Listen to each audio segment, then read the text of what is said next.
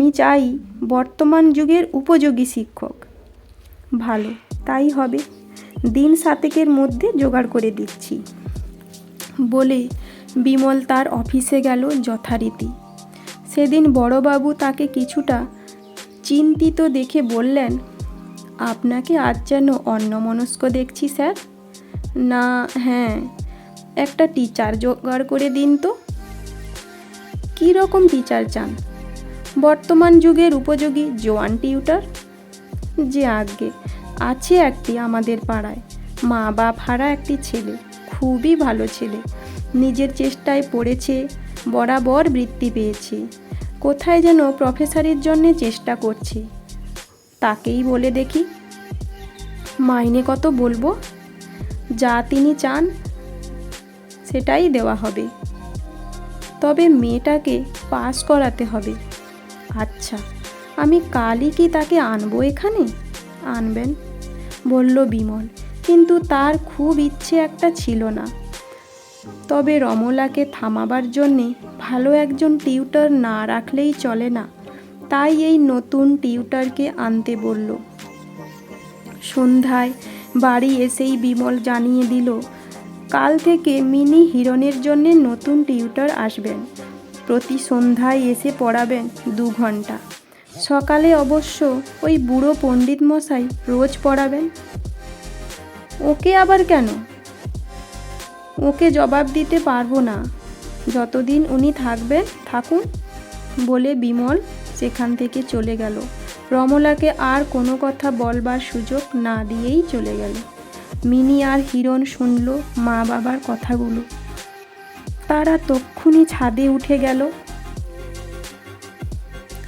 হিরণ দিদির গলা জড়িয়ে ধরে বলল, শুনেছিস দিদি, আমাদের নতুন মাস্টার আসবেন কাল। তাই নাকি? কেন? যাদববাবু কি আর পড়াবেন না? না, যাদববাবু বুড়ো হয়ে গেছেন, তাই মা জোয়ান মাস্টার আনছেন। বেশ তো, তবে উনি অনেক দিন আছেন, উনি খুব ভালো ছিলেন। উনিও থাকবেন, সকালে উনি পড়াবেন আর বিকেলে তুমি যেমন পড়াচ্ছ সেরকম তুমিও পড়াবে। এবার থেকে ওই নতুন মাস্টার আসবেন, উনিও পড়াবেন।